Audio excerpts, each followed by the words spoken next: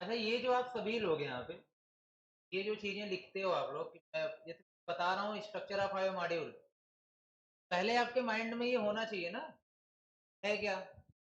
इस पे बातें हो रही हैं, तो मैं लिखवाऊँगा, उसको समझने के लिए प्रीवियस नॉलेज होनी चाहिए कि नहीं होनी चाहिए? वो है सभी के पास? थोड़ा गाइड करके आया करो, कोई फ़ायदा नहीं मैं ऐसे पढ़ाऊँगा, क्या हो रहा है आपको ये ही नहीं पाओगे तो कोई मतलब उसका नहीं। तो यहाँ पे सभी लोग की बात है यहाँ पे, तो कम से कम आप जो पढ़ा जैसे आज पढ़ाया गया, क्लास में आने से पहले पर पूरा नोट्स रिवाइज़ कर लिया करो कि है क्या यहाँ पे, क्या चल रहा है, सारी चीज़। कि अगला टॉपिक समझने के लिए पहला पता तो होना चाहिए ना यहाँ पे। मैं आयो मॉड्यूल पढ़ा चुका हूँ। अब आयो मॉड्यूल का मतलब था सीपीयू और पेरिफेरल के बीच में जो कम्युनिकेशन काम होता है, किसका होता है? आयो मॉड्यूल का होता है। कम से कम बेसिक नॉलेज हमको पता होना, जैसे बोलूँ तो आपको समझ में आए। ये देखिए, आयो लॉजिक का मतलब है कि ये जो आपका आयो मॉड्यूल है, उसका मेन कंपोनेंट है। के अंदर वो मैकेनिज्म लिखी जाएगी जिसके द्वारा आईओ मॉड्यूल दोनों सीपीयू और पेरिफेरल को कंट्रोल करेगा। मतलब कि अगर स्टेटस सिग्नल को जनरेट करना है तो वही करेगा यहाँ पे। तो मतलब है पूरे के पूरे कंपोनेंट को देखा जाए तो डायरेक्ट करने वाला, इंस्ट्रक्शन देने वाला, मैनेज करने वाला कौन होगा? आयोलॉजिक होगा। मैं आपसे कह रहा हूँ कि ठीक वही एक सिस्टम है। आईओ मॉड्यूल एक सिस्टम है। उस सिस्टम में कोई तो ऐसा मेन कंपोनेंट होगा, मैनेजर होगा, कंट्रोलर होगा, वो कौन है? आईओ मॉड्यूल है। अगर जाहिर सी बात है कि जैसे आईआईसीएस एक सिस्टम है, मान लो आईओ मॉड्यूल है या कोई भी चीज एक सिस्टम, अगर यहाँ पे बहुत सारे कंपोनेंट हैं, फॉर एग्जांपल यहाँ पे जैसे हम लोग भी एक तरीके से कंपोनेंट में आ जाते हैं यहाँ पे, तो टीचर एक यूनिट है, एक आप स्टूडेंट है, और एक ऑफिस यूनिट है, एक लोअर स्टाफ यूनिट है। इन सबको डायरेक्ट करने का मतलब है तो इंस्ट्रक्शन देना के बिहाफ पे चीजें चलना, वो कौन काम करता है? मैनेजमेंट है यहाँ पे। यहाँ का जो मैनेजमेंट है कौन है आपका? आयोलॉजिक है। पूरे कंपोनेंट को इंस्ट्रक्शन देगा किसको किस बेस पे काम करना है। हमें क्या करना है, आपको क्या करना है, लोग स्टाफ को क्या, सबकी अपनी अपनी क्या ड्यूटीज हैं और उसी के अकॉर्डिंग काम होता है। इसी तरीके से आईओ मॉड्यूल में बहुत सारे कंपोनेंट थे, क्या क्या? Data line, data register, status register, control line, address line, external interface, वहां पे सारे के सारे जो कंपोनेंट है सबको डायरेक्ट करने वाला कौन है? डायरेक्ट करने का मतलब है उनको मैनेज करना। क्या करना? मैनेज करना। और जिस चीज की जरूरत हो उसे जनरेट करना, क्रिएट करना। सिग्नल कौन क्रिएट करेगा? आयोलॉजिक। को दूसरा भेजेगा कौन? आयोलॉजिक ना। ये सारे काम करेगा।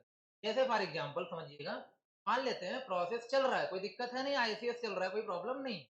सडन ऐसा होता है यहाँ पे कि कोई चलो मेन क्लास है, कोई मेन क्लास यहाँ पे ट्रायल क्लास में होता है कि स्टार्टिंग क्लास होती है, तो पता चला ये स्टार्टिंग क्लास है। और आई थिंक हम आप लोगों की क्लास में कोई और आ सकता है, यहाँ पे कोई प्रॉब्लम नहीं है। ये तुरंत एक इंस्ट्रक्शन आएगा कि नहीं आप वो क्लास ले लीजिए, बेसिक क्लासेस है, और आपकी क्लास में किसी और को भेज दिया जाएगा। एक रैंडम एक सिग्नल जनरेट हुआ अरुण सर के द्वारा, उन्होंने मुझे कॉल किया, सिग्नल भेजा मेरे पास कि आपको क्लास लेनी है, एक नया बैच है उसमें क्लास लेनी है। मैं कहाँ चला जाऊँ नए बैच में? ये सडन हुआ कि नहीं हुआ? जो डिसीजन लेना है, जो कंट्रोल सिग्नल जनरेट करना है, सारा काम किसका होगा? आयो लॉजिक का। ये सिंपल सी बात है। चलिए देखिएगा, तो यहाँ पे कुछ ऐसा नहीं, मतलब एक थ्योरेटिकल वे में पढ़ना है ना, थ्योरेटिकल वे में ही पढ़ना है, कोई सर्किट लेवल की बात नहीं यहाँ पे। तो एक पॉइंट ऐड लिखिएगा, ऐड करिएगा। IO logic, IO logic is the main component, IO logic is the main component, IO logic is the main component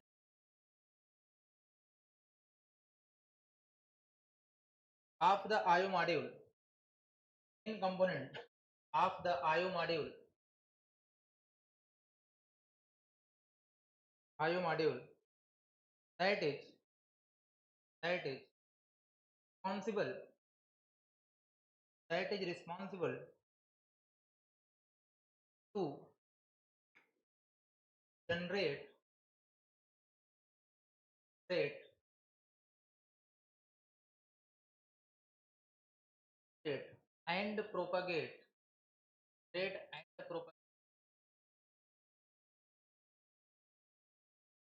propagate the signals, propagate the signals between signals between CPU and peripherals, and peripherals.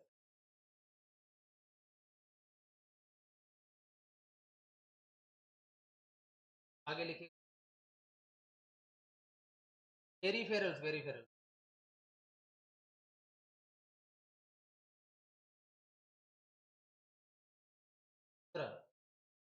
It also controls also controls the dialogue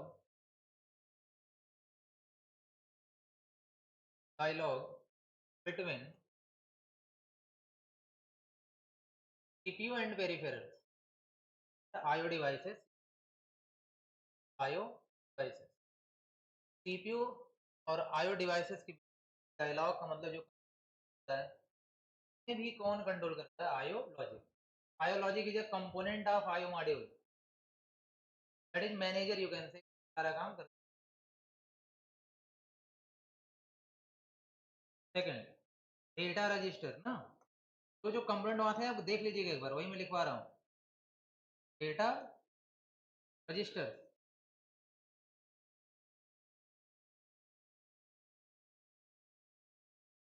नाम से लग रहा होगा ना। अगर कोई data CPU right करना चाहता है किसी आईओ डिवाइसेस पे, आउटपुट डिवाइसेस पे, वो डेटा आईओ मॉड्यूल से होके जाएगा।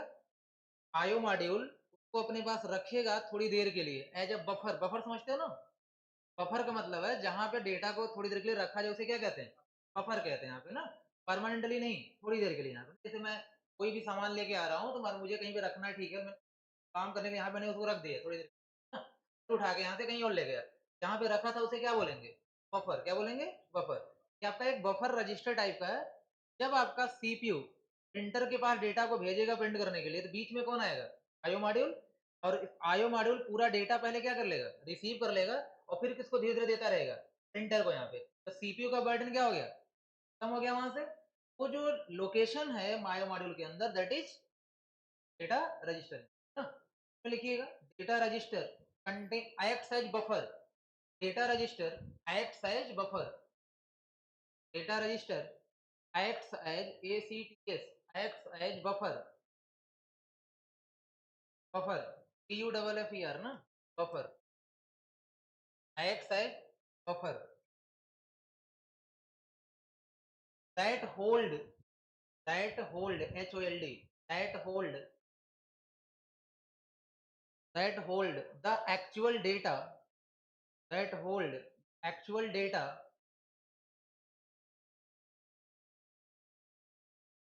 actual data that is, actual data that is sent to, that is send, that is send to IO devices, IO devices, that is sent to IO devices from CPU, that is sent to IO devices from CPU or vice versa, sent to IO devices from CPU और vice versa. Vice versa का मतलब opposite ना। जैसे CPU से कहाँ जा रहा है? आईओ डिवाइस, तो आईओ डिवाइस से कहाँ आएगा? सीपीयू। जब भी कोई डेटा इनके बीच में आएगा तो कहाँ रखा जाएगा? डेटा रजिस्टर में। और डेटा रजिस्टर किसका कंपोनेंट है? आईओ मॉड्यूल का। किसका कंपोनेंट है? आईओ मॉड्यूल का। दूसरा जो भी पॉइंट होगा आपका, तीसरा लिखिएगा स्टेटस रजिस्टर। स्टेटस रजिस्टर,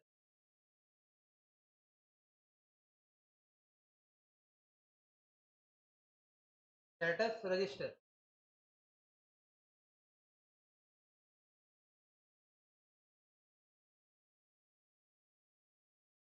ये बताएगा what is the meaning of status? Status मतलब क्या समझ रहे हो?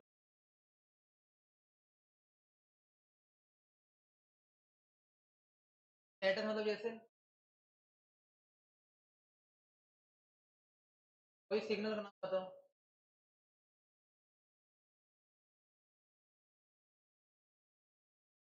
इधर इधर साइड, जैसे बहुत बार बातें करी गई थी उधर, ठीक है तुम्हारी बात सही है। स्टेटस का मतलब क्या हमें एक्शन लेना है उसके हिसाब से जो कोई सिग्नल्स होंगे ना। लेकिन यहाँ पे बताओ ना, मैंने बहुत बातें करी थी कि क्यों आयो डिवाइस में क्या स्टेटस, किस तरीके का स्टेटस, क्या होल्ड होगा यहाँ पे?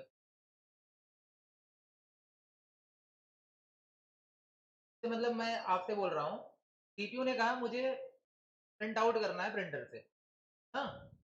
अब प्रिंटर की तरफ से कुछ आया कि वो दूसरा कोई काम कर रहा है, बिजी है प्रिंटर, फिर क्या है? बिजी, बिजी क्या हो गया आपका? स्टेटस क्या हो गया? स्टेटस। प्रिंटर डॉक्यूमेंट को प्रिंट करने के लिए रेडी है, रेडी क्या हो गया? सिर्फ नहीं यहाँ पे हम डेटा को एक तरीके से रीड राइट करते हैं यहाँ पे, तो कहने का मतलब ये हुआ कि अभी प्रिंटर आउट ऑफ ऑर्डर है, पेपर खत्म हो गया है, तो आउट ऑफ ऑर्डर बोलेंगे उसको, तो इसका मतलब है कि वो प्रिंट नहीं कर सकता, ऑर्डर नहीं ले सकता यहाँ पे, तो आउट ऑफ ऑर्डर भी क्या है? स्टेटस। स्टेटस का मतलब ये हुआ ना कि जब किसी भी वजह से यहाँ पे, किसी भी वजह से यहाँ पे ऐसा हो रहा है काम नहीं होगा या काम होगा, या डिवाइस किस सिचुएशन में है अभी यहाँ पे, तो हम जिस चीज से रिप्रेजेंट करते हैं वही क्या है हमारा? स्टेटस।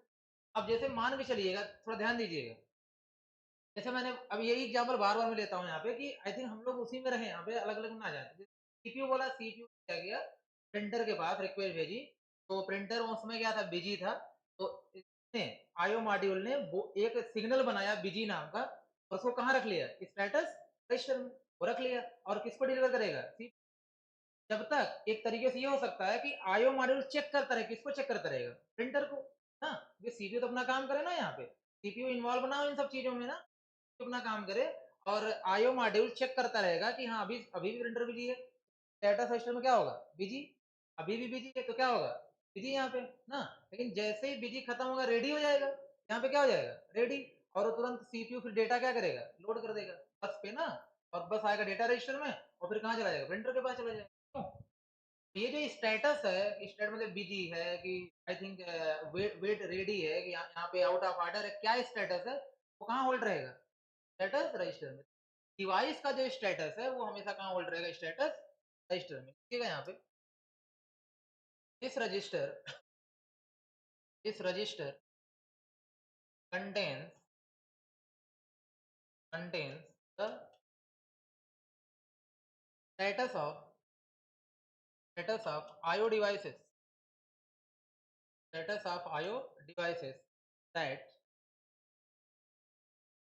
device is ready,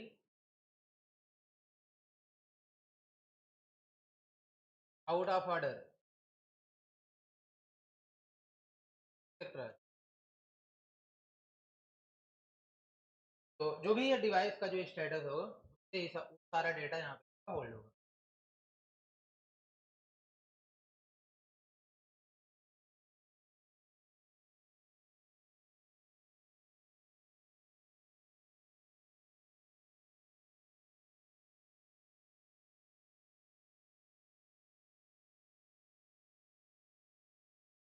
एक और इसमें external interface,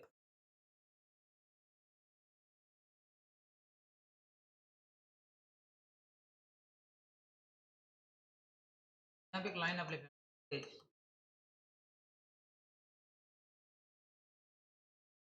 connect IO devices. तब आईओ मॉड्यूल क्या करता है? डायरेक्ट अपने से नहीं कनेक्ट करता डिवाइसेस को, उसने एक और इंटरफेस बना के रखा हुआ है, तो उस इंटरफेस से खुद कनेक्ट हो जाएगा, और उस इंटरफेस से बाकी डिवाइस क्या रहेंगे? कनेक्ट रहेंगे। अगर ऐसे सिंपली समझो, यहाँ पे जैसे ये आईओ मॉड्यूल है, आईओ मॉड्यूल है, और ये मॉड्यूल है यहाँ पे, और ये आईओ डिवाइसेस है, आईओ डिवाइसेस।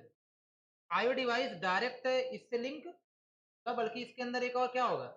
आईओ इंटरफेस होगा, और इसी से क्या होगा? कनेक्ट होगा। तब ये जो आईओ मॉड्यूल है, ये इंडिविजुअली हर डिवाइस को कनेक्ट नहीं करेगा। अगर बहुत सारी आईओ डिवाइसेस हैं, तो वो अपना खुद एक किससे कनेक्ट होंगे? अलग से कनेक्शन से कनेक्ट होंगे, और इस जो मेन इंटरफेस होगा, इससे कौन कनेक्ट हो जाएगा? IO module. समझ रहे हैं मेरी बात को? तो इस तरीके का है कि आईओ मॉड्यूल है जो 25 है, इन 20-25 को डायरेक्ट आईओ मॉड्यूल कनेक्ट नहीं करेगा, बल्कि एक छोटा सा इंटरफेस बन जाएगा, और उसी से डिवाइस क्या होंगे? कनेक्ट होंगे। इंटरफेस एक से ज्यादा भी हो सकता है कि 10 डिवाइस अलग से, 10 डिवाइस अलग से, 10 डिवाइस अलग से। और तीनों इंटरफेस किससे कनेक्ट होंगे? IO module. ये एक आपको ऑप्शन और यहाँ पे दिया गया है, तो वही बात बोली जा रही है, responsible to connect IO devices. बाकी आपको उसके बारे में लिखने की जरूरत नहीं है, हाँ, लेकिन एग्जाम में तो कि भैया डेटा लाइन भी है, कंट्रोल लाइन भी है और एड्रेस लाइन भी है। क्यों? तो एक लाइन आप ठीक लिख दीजिएगा यहाँ पे, तो आप जानते हैं, पढ़ चुके हैं। डेटा लाइन के बाद कोई पॉइंट कौन सा था, पांचवा बना लीजिएगा। डेटा लाइन डायरेक्ट लिख दीजिएगा, कोई हेडिंग बनाने की जरूरत नहीं। Data line, address line and control line are responsible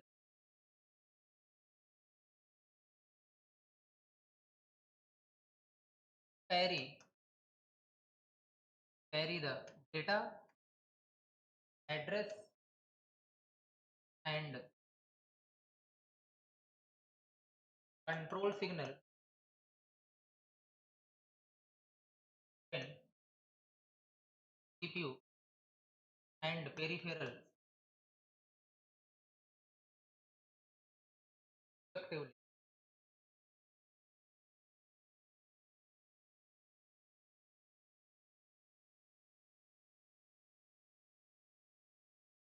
बाकी डेटा लाइन के बारे में तो आप बहुत अच्छे तरीके से जानते हैं। डेटा लाइन का काम है, एड्रेस लाइन का काम है, कंट्रोल। आपने बसेस पढ़ी हैं तो आप जाके इम्प्रूव कर सकते हो। अगर एग्जाम में क्वेश्चन आता है तो आपको वहां तो लिखना ही पड़ेगा कि इनका क्या काम है। डेटा लाइन से क्या होता है, डेटा कैरी होता है एड्रेस से, एड्रेस कैरी होता है, और कंट्रोल लाइन से कंट्रोल सिग्नल कैरी होते हैं ना, तो भी आप देख रहे हो यहाँ पे। बिजी क्या है, कंट्रोल सिग्नल से जाएगा, समझ रहे हो ना यहाँ पे। अब जैसे जो सीपीयू है, थोड़ा ध्यान से सुनिए, ध्यान से सुन लीजिए। सीपीयू है, अच्छा डेटा में तो कोई प्रॉब्लम नहीं है, डेटा किससे जाएगा, डेटा लाइन से जाके डेटा रजिस्टर में स्टोर होगा। अच्छा ये बताओ, यहाँ पे आईओ डिवाइस क्या होती है, आईओ डिवाइस बहुत सारी होंगी ना, एक दो तीन बहुत सारी क्या होंगी, आईओ डिवाइस होंगी। सीपीयू को तो पता होगा ना हमें किस डिवाइस पे प्रिंटर कहाँ लगा हुआ है। अगर प्रिंट आउट करना है तो अलग स्कैन, मतलब कहने का मतलब अगर कोई स्पीकर के थ्रू डेटा भेजना है तो स्पीकर के पास डेटा भेजना है तो अलग है, कोई मॉनिटर के पास भेजना है तो अलग है। यहाँ पे इसका मतलब है सी को किस डिवाइस के पास डेटा भेजना है, एड्रेस जाएगा आईओ मॉड्यूल के पास भी नहीं जाएगा, बस से जाएगा एड्रेस से जाएगा, एड्रेस से। इसका मतलब है सी को ये पता रहेगा यहाँ पे कि हमें डिवाइस पे डेटा को भेजना है, जाहिर सी बात है वो एड्रेस बताएगा आईओ मॉड्यूल को, तो आईओ मॉड्यूल उसके हिसाब से उसको चेक करेगा कि बिजी क्या है ना, उसके हिसाब से रिस्पॉन्स को करेगा। ये सब कुछ चल रहा था किसके बारे में, आईओ समझ में आ गई बात।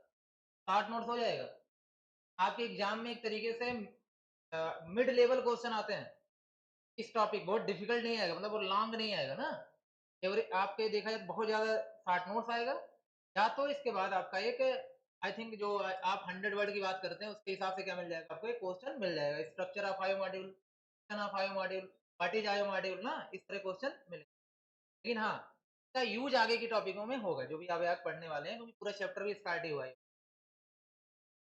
चलिए क्लियर है कॉन्सेप्ट पूरा, देख लेंगे ना अब यहाँ पे क्या क्या हो रहा है। अब ये जो आप समझे इसको अपनी लैंग्वेज में आप जाके लिखिए, और बुक की आप हेल्प लीजिए, चाहे तो आप नोट्स की हेल्प लीजिए, यहाँ पे हिसाब से करिए। चलिए नेक्स्ट टॉपिक है data transfer.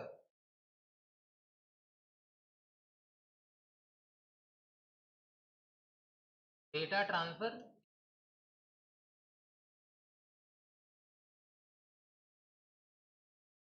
Data transfer scheme.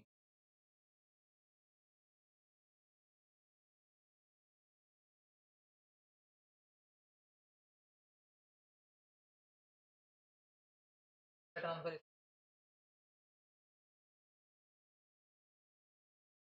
आइए हम लोग एक समरी यहाँ पहले देखते हैं, उसके बाद लिखते हैं और टॉपिक बाई टॉपिक पढ़ते हैं।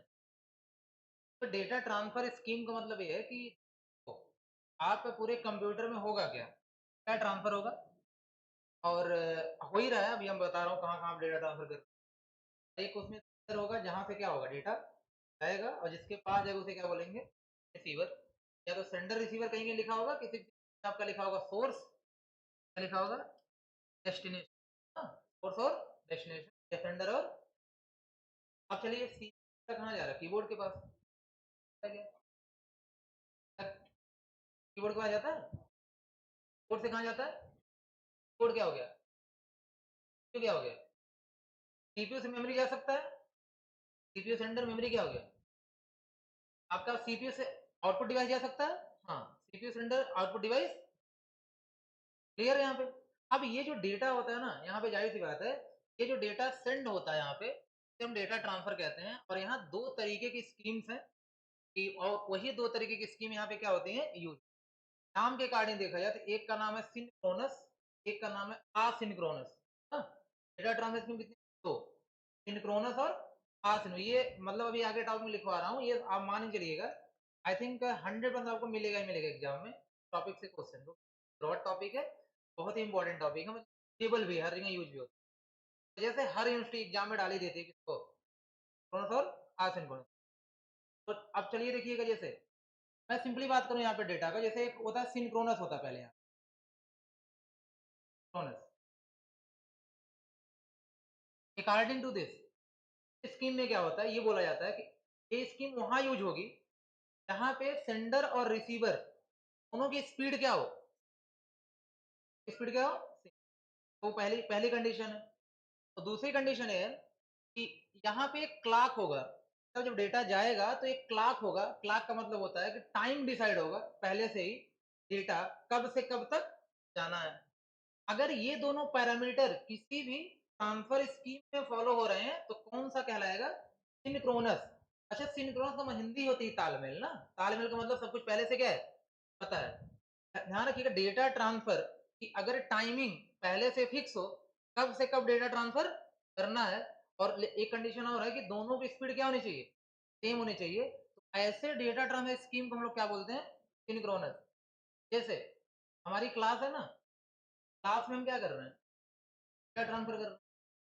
अभी हम आर्किटेक्चर, हमारे पास डेटा है अबाउट आर्किटेक्चर, हम सेंडर हैं, आप क्या हो, करो। तो ये बताइए, पहले से पता है सभी को, हमको भी पहले से पता है 11 से 12 जाना है, डेटा ट्रांसफर करना है।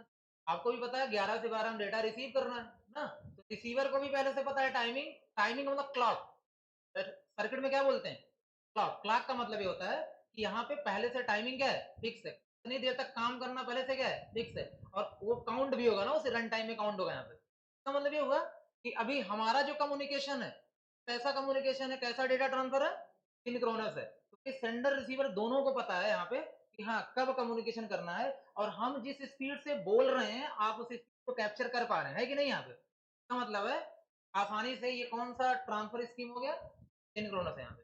मेरी बात समझ में आई आपको। लेकिन हर जगह ऐसा पॉसिबल, अरे हर जगह नहीं पॉसिबल हम सारे कम्युनिकेशन फिक्स करके करें। कभी कभी सिचुएशन आ जाती है ना, अभी तुरंत यहाँ पे, जैसे आप खुद सोचिए यहाँ पे, चलो मैं इसी की एग्जाम्पल को कन्वर्ट कर देता हूँ। अभी कुछ ऐसा होता, पहले से डिसाइड कुछ ना होता, पहले डिसाइड कुछ ना होता, मान लेते हैं सीपीओ का मतलब मैनेजमेंट आता और हमसे कहता आपको इस क्लास मतलब इस कोर्स में या इस क्लास में जाके आपको लेक्चर लेना है। तुरंत मैं वहां बैठा था ऑफिस में, हमारे पास वो आए, तुरंत उन्होंने सिग्नल दिया कि आपको इस क्लास में 2 घंटे जाके पढ़ाना है। पहले तो मुझे कुछ पता था, पहले से कुछ पता नहीं था यहाँ पे। जब कोई क्लॉक ना पहले से हो, कोई टाइमिंग ना फिक्स हो ना, तो ऐसे डेटा ट्रांसफर को कहते हैं असिंक्रोनस, तालमेल वहां पे नहीं है, पहले से कुछ फिक्स नहीं है।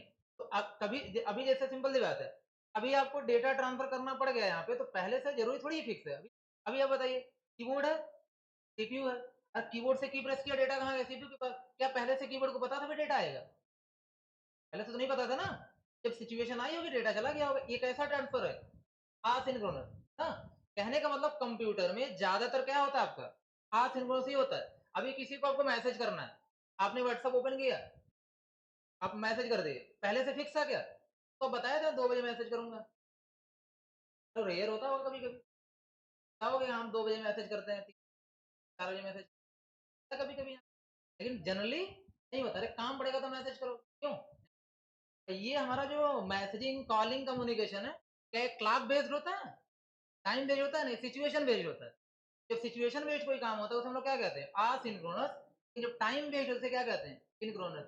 मेरा ये बताने का मतलब है, ये चीजें यहाँ पे कहूंगा, आपसे बोलूंगा, पढ़ाऊंगा, अकॉर्डिंग टू योर जो हेडिंग्स होंगी के अकॉर्डिंग बातें इसी के इर्द गिर्द आपकी घूमती रहेंगी। कहीं क्लॉक होगा, कहीं क्लॉक नहीं होगा, कहीं स्पीड मिसमैच करेगी, कहीं स्पीड क्या करेगी, मैच करेगी यहाँ पे ना, ये सारी चीजें होंगी। कंप्यूटर में सबसे ज्यादा जो कम्युनिकेशन कौन होगी आपकी, असिंक्रोनस ज्यादा। बट हाँ, असिंक्रोनस को डिटेल में पढ़ेंगे भी, फिलहाल इसको भी समझेंगे क्या होता है ना।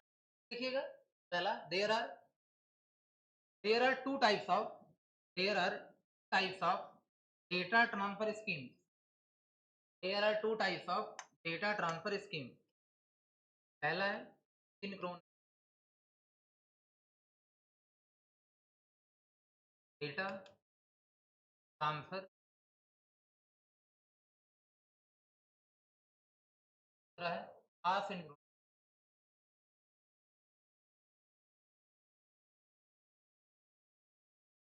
Data transfer, asynchronous data transfer.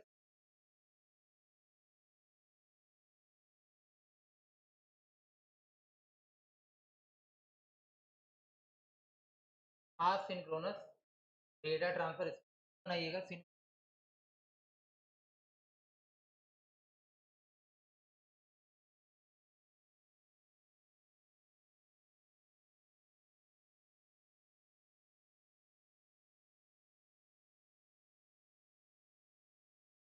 Synchronous data transfer,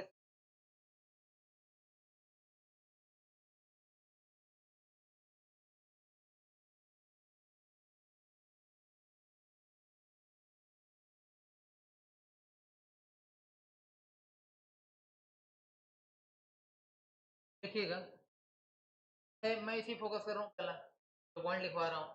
in this scheme में क्या होता है कि आपके जो यहाँ पे डिवाइसेस दोनों हैं, स्पीड क्या होगी। दूसरी चीज एक क्लॉक से, क्लॉक आप थोड़ा बहुत जानते होगे, पढ़े हो ना, वही क्लॉक, हाँ ध्यान देना। क्लॉक का मतलब सिंपल यही होता है। अच्छा अगर मैं वन लाइनर बोलूँ यहाँ पे, क्लॉक को समझना एक बहुत मुश्किल टास्क होता है। आपके दिमाग में क्या चल रहा है, क्लॉक का ना जा बोल सकते हैं। क्लॉक बहुत एक ही पॉइंट नहीं है ना, क्लॉक को ऐसे सामने से बोल देना, फिर रियल में फील करना व्हाट इज क्लॉक, बहुत अलग पॉइंट है। किसी के माइंड में पूछे ना व्हाट इज क्लॉक, तो मैं क्लॉक की बात करता हूँ क्या समझते हैं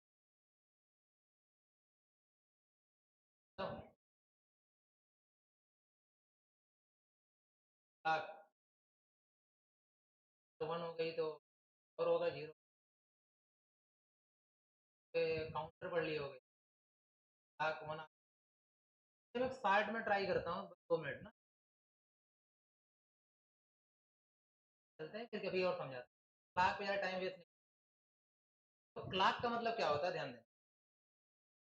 तो आप ये समझिएगा, तो ये जो आप क्लॉक इसे बोलते हैं ना, 60 सेकंड है ना, यहाँ पे 60 सेकंड ना, सेकंड में क्या होगा, जो आपका क्लॉक होता है, क्लॉक मतलब वो जो निडल होगी आपकी, तो एनालॉग वाली होती थी ना वो क्या होगी, एक बार पूरा राउंड करती कि नहीं करती, तो पूरा राउंड करती है यहाँ पे ना, एक बार पूरा ऐसे समझिएगा। क्लॉक एक सिग्नल होता है, क्लॉक एक सिग्नल होता है, तो क्या करता रहता है यार, मूव करता रहता है। ऐसे क्लॉक का मतलब सिंपल सी बात है, 1 सेकंड का मतलब एक क्लॉक, 1 सेकंड का मतलब एक क्लॉक, 2 सेकंड का मतलब 2 क्लॉक, 3 क्लॉक, 4 क्लॉक, 5 क्लॉक ना। क्लॉक एक सिग्नल है सिंपल।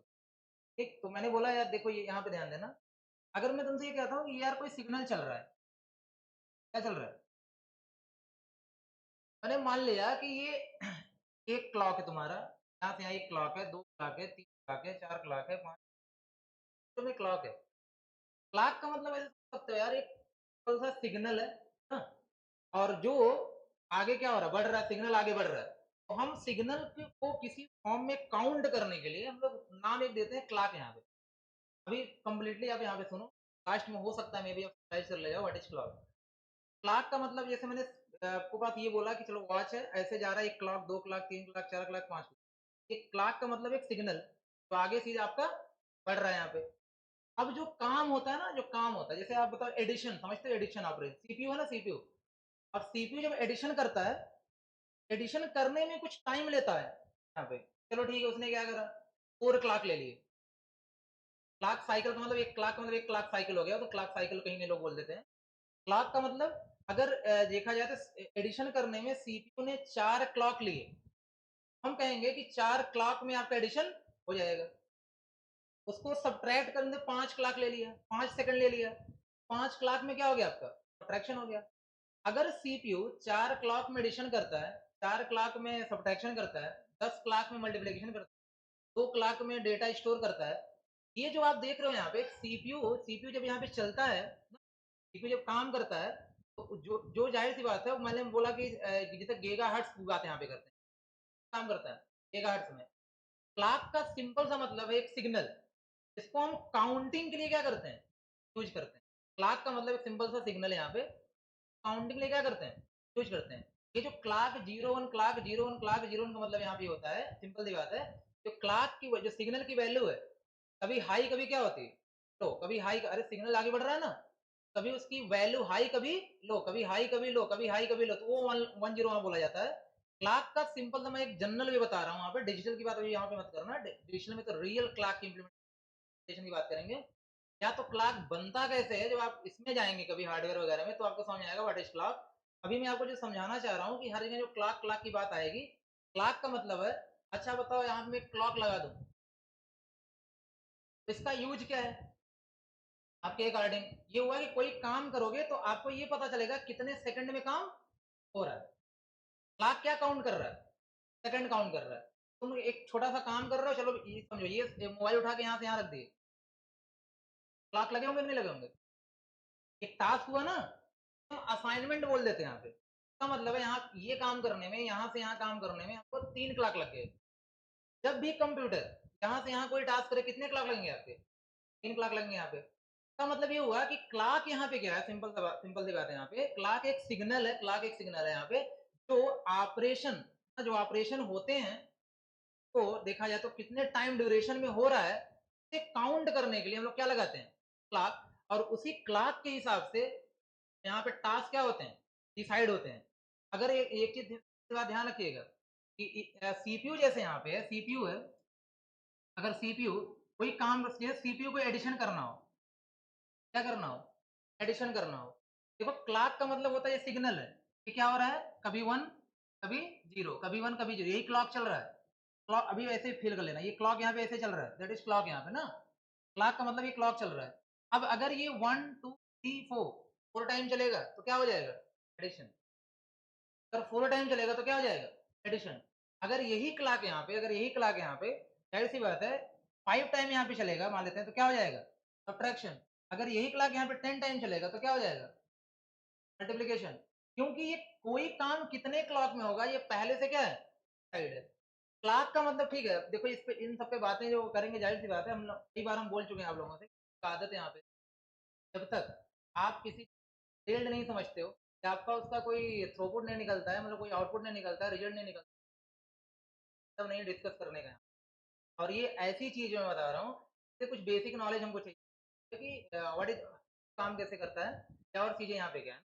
एक टॉपिक आपका आएगा माइक्रो प्रोसेसर, समझ लो कि नहीं आप, लास्ट में तो माइक्रो प्रोसेसर में मुझे याद दिला देना, सर क्लास बता दीजिए। मैंने बताया ना कि एक आध क्लास लग जाएगी ना पूरी की पूरी, वहाँ पे बहुत सारी टेक्नोलॉजी है यहाँ पे। तो अभी यहाँ पे क्लॉक का मतलब क्या समझोगे आप लोग, क्लॉक का मतलब सिंपल सा एक सिग्नल है, जो काउंटिंग करने के काम में आता है यहाँ पे ना। तो अगर काउंटिंग हमें करना होगा तो किसकी जरूरत पड़ेगी यहाँ पे, क्लॉक की। जैसे हमारे पास रियल क्लॉक है, हम वहां से सिर्फ ये पता करते हैं कि कोई काम कितने टाइम में हो रहा है, ऐसे ही जब हम यहाँ भी क्लॉक लगाएंगे तो हमें पता चलेगा कितने टाइम में कोई काम हो रहा है यहाँ पे। क्लॉक एक सिग्नल है जो टाइम काउंट करता है, यहाँ पे जो क्या करता है, टाइम काउंट करता है, टाइमर की तरह काम करता है यहाँ पे, कि कोई काम कितने सेकंड में कितने क्लॉक में हुआ है। अगर हमें ये पता करना है तो क्या चाहिए हमें, क्लॉक चाहिए ना। तो बिना क्लॉक के हम ये नहीं पता कर पाएंगे आई थिंक कि कौन सा काम कब शुरू हो रहा है, कब क्या हो रहा है, खत्म हो रहा है। समझ आई बात कि नहीं, कौन सा काम कब शुरू हो रहा है कब खत्म हो रहा है, ये हम बिना क्लॉक के आइडेंटिफाई नहीं कर पाएंगे। जैसे रियल लाइफ में कोई काम करना है तो हम जाहिर सी बात है यहाँ पे क्लॉक देखेंगे, अब शुरू कर रहे हैं, और उसके बाद कब खत्म हो रहा है वो भी देख सकते हैं, तो हम काउंट कर सकते हैं 10 सेकंड में क्या हो रहा है, खत्म हो रहा है। तो इस तरीके से यहाँ पे जो क्लॉक है उसका भी सेम वही काम है यहाँ पे, कि कब खत्म हो रहा है, जैसे यहाँ से शुरू हुआ है, यहाँ पे जाके क्या हो गया, खत्म हो गया। तो हम कहेंगे बताओ कितने क्लॉक लगे काम करने में, 10 क्लॉक लगे।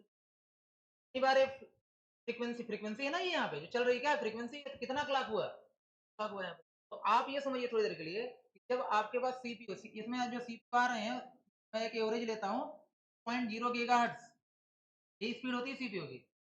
आपके लैपटॉप में जो सीपीयू आते हैं उनकी स्पीड क्या होती है, 1.7 गीगाहर्ट्ज, 2.0 गीगाहर्ट्ज, 2.4 गीगाहर्ट्ज, यही होती है कि नहीं होती यहाँ पे। अगर हर्ट्ज का मतलब होता है पर सेकंड, आप लोग फ्रीक्वेंसी जानते ही होंगे ना, हर्ट्ज का मतलब क्या होता है, पर सेकंड, गीगा का मतलब होता है 10 की पावर 3 1000 ना यहाँ पे। तो आप ही बताओ, अगर 2 इंटू, सिंपल सी बात है यहाँ पे, के अकॉर्डिंग काम करो, 2 इंटू अगर 10 की पावर 3, गीगा का मतलब जाहिर सी बात है, सॉरी, किलो का मतलब 1000 पावर क्या हो जाएगा, 3 हो जाएगा यहाँ पे ना, इसके हिसाब से। अब यहाँ पे देखा है 2 इंटू 100, आप 100 और क्या हो जाएगा यहाँ पे 000। अगर आप ये लगाते हो, आप यहाँ पे देख रहे हो ना, लगभग के हिसाब देखा जाए तो बिलियंस पर सेकंड, एक सेकंड में कितने क्लॉक, बिलियंस क्लॉक, समझ रहे हो कि नहीं आप यहाँ पे। थोड़ा सा ये मैं इसलिए बता रहा हूँ कि आप थोड़ा इस चीज के बारे में सोचिए क्या है यहाँ पे। आप बताइए, मान लेते हैं 2 बिलियन पर सेकंड है यहाँ पे, मैं ऐसे एग्जांपल है 2 बिलियन पर सेकंड, तो एक सेकंड में कितने क्लॉक, कितनी बार वो मूव कर रहा है सीपीयू, बिलियंस टाइम। और एडिशन करने में कितना लगता है, मान लो 10 साइकिल लगते हैं। आप बताओ कि एक सेकंड में सीपीयू कितने टास्क कर लेता होगा, बहुत सारे ना। स्पीड समझ आई आपको, सीपीयू की स्पीड क्या है, हम लोग नहीं कहते कि आई थिंक हम लोग सर एक क्लिक कर रहे हैं उतने में सीपीयू तो हजारों काम कर चुका होगा। इसका मतलब है कि अगर सीपीयू एक काम को करने में, एक असाइनमेंट लिख दे ए इक्वल 10, 10 को असाइन करने में वो 10 क्लॉक लेता है। आप सोचो, मैं यहाँ बिलियंस की बात कर रहा हूँ ना, कि एक सेकंड में वो बिलियंस क्लॉक मतलब चल रहा है वहां पे, तो जाहिर सी बात है यहाँ पे कि कम से कम वो हजारों लाखों ऑपरेशन क्या कर चुका होगा, परफॉर्म कर चुका होगा। ये मैं बताना चाह रहा हूँ कि क्लॉक का मतलब क्या है यहाँ पे, जो आपको दिया जाता है 2.0 गीगाहर्ट्ज, इसका मतलब है गीगा, ये पर सेकंड क्या करता है, क्लॉक चलाता है। इसका मतलब ये हो गया कि लगभग यहाँ पे मैंने बोला 2 बिलियन से यहाँ पे क्या हो गए, नंबर ऑफ क्लॉक हो गए पर सेकंड। और जितने भी काम होते हैं क्लॉक में होते हैं, एडिशन 10 क्लॉक में हो रहा है, सब्ट्रैक्शन 20 क्लॉक में हो रहा है, मल्टीप्लिकेशन 50 क्लॉक में हो रहा है, तो ऐसे तुम जोड़ डालो, लाखों ऑपरेशन क्या हो जाएंगे, परफॉर्म हो जाएंगे। तो के साथ 10 प्रोग्राम एक साथ चलाते हैं, क्या कोई फर्क पड़ेगा उसके साथ, वो तो अपना काम कर ही लेगा। ये जो मेरा पॉइंट है, ये जनरल पॉइंट था ना। यहाँ पे बस ये ऐसी चीज है जिसको जिसको लेकर के आप आगे की चीजों पे कभी बातें कर सकते हैं, कभी समझ सकते हैं, और जाके चीजों को पढ़ भी सकते हैं। सर तो भी हो सकता है कि आधी अधूरी चीजें आती हैं, तो आप जब जाके खुद से ट्राई करेंगे तो और आगे पूछेंगे कि नहीं सर यहाँ तो ऐसा दिया था, वहां तो ऐसा दिया था, इसकी सही है, क्या आप बोल रहे हैं, समझ में आई बात की नहीं। क्लास में कुछ होती है जो आपको क्वेश्चन राइज करे जाते हैं टॉपिक के थ्रू, तो आप जाके ये जनरल चीजें हैं ना, तो मतलब है नॉलेज पर्पस की चीजें ना, तो जानना चाहते हो तो जान सकते हो, सर सी कैसे काम करता होगा, what is the meaning of talk. यहाँ फिलहाल के लिए हमारा जो टॉपिक ट्रांसफर, उसमें डिटेल की बात यहाँ पे नहीं है। मैं तो बस ये इसलिए बोला कि कम से कम क्लास में पता थोड़ा होना चाहिए, इतना बताने के बाद इतना तो पता हो जाएगा कि 10 क्लास 20 क्लास 50 क्लास का मतलब है क्या है। चलिए ठीक है, देखिए, तो इसमें पहला काम यही होगा यहाँ पे ना, इसमें इसे एक पॉइंट लिखिएगा पहले, हेडिंग तो वही है आपकी। देखिए, in this scheme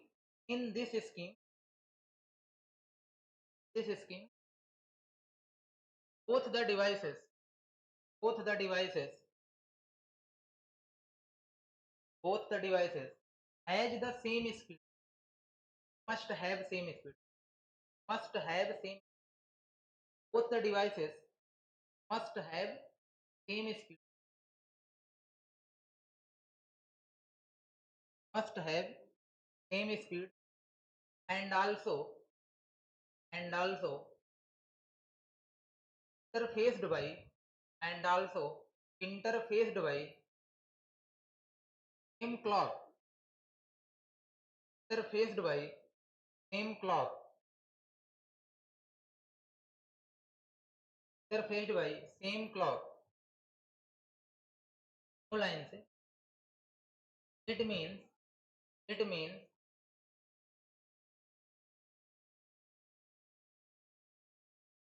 synchronous communication, synchronous communication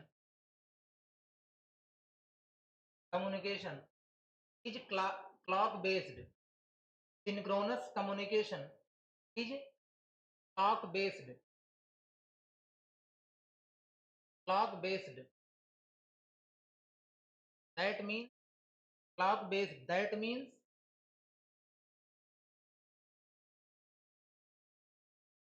the data transfer time, that means data transfer time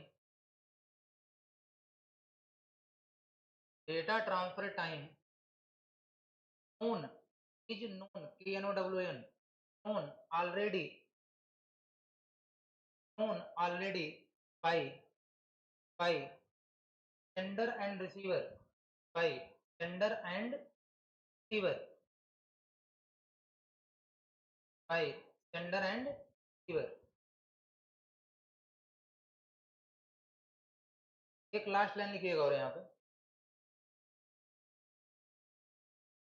in this scheme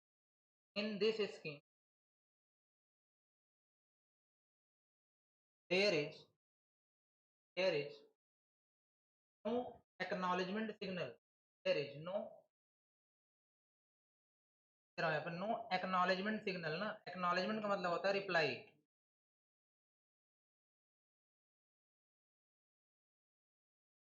acknowledgement signal है यहाँ पे, एक्नॉलेजमेंट का मतलब रिप्लाई होता है यहाँ